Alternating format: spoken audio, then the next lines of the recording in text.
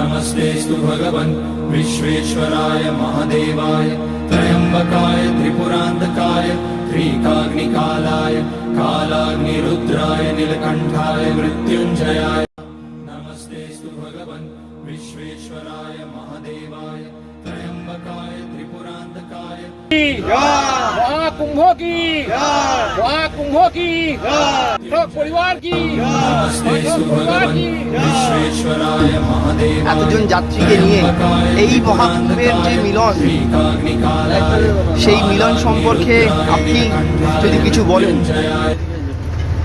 মহাকুম্ভ 144 বছর পরে এলাহাবাদে পড়েছে। এই কুম্ভ স্থলটা হয়েছিল 4টে জায়গায়। প্রথম জায়গা হচ্ছে এলাহাবাদ, দ্বিতীয় হচ্ছে উজ্জয়িনী, তৃতীয় হচ্ছে হরিদ্বার, আর চতুর্থটা যেখানে পড়েছে বঙ্গোপসাগর। এই 4টে জায়গায় মহাকুম্ভের মিলন হয়েছিল। সেই মিলনটা কী জন্যে হলো না, অমৃত ভাগ নিয়ে। অমৃত বলে একটা ছিল, তার সঙ্গে গরল যোগ ছিল। সেই গরল যোগ এবং অমৃতটা তোলা নিয়ে দেবতাদের সঙ্গে অসুরদের গণ্ডগোল বেঁধেছিল।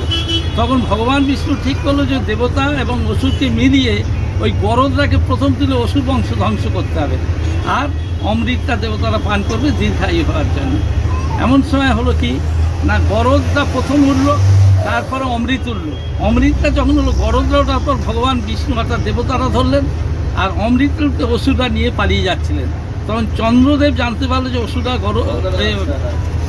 অমৃত নিয়ে চলে যাচ্ছে। তার পেছনে সবাই গিয়ে ছুটে গিয়ে অমৃতটা ধরে নিয়ে এসে অমৃতটাকে রেখে গরলটা কিন্তু সে আর ছাড়ছে না।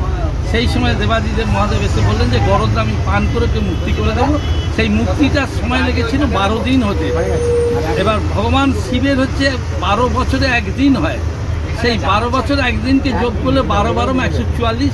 এই 144-এর পূর্ণ কুম্ভ আগামীকাল থেকে আরম্ভ হচ্ছে, 1 মাস ব্যাপী হবে। এই পূর্ণ কুম্ভের স্থায়ী চান হচ্ছে 5টা, তার মধ্যে 14 তারিখ একটা, 13 তারিখ একটা, 14 একটা, 15 একটা, আর হচ্ছে 29, 31 এই চান হয়ে পূর্ণ কুম্ভ শেষ হবে। আমাদের গুরুজির সঙ্গে মহাকুম্ভতে আমরা স্নান করতে যাচ্ছি। কতজন যাত্রী যাচ্ছেন? আমরা প্রায় 55 জনের মতো আছি। 55 জনের মতো। আপনার নাম কি? কুন্তল সরকার। আপনি কোথায় যাচ্ছেন? গুরুদেবের আশীর্বাদে, গুরুদেবের অনুপ্রেরণায় আমরা মহাকুম্ভের স্থানে যাচ্ছি।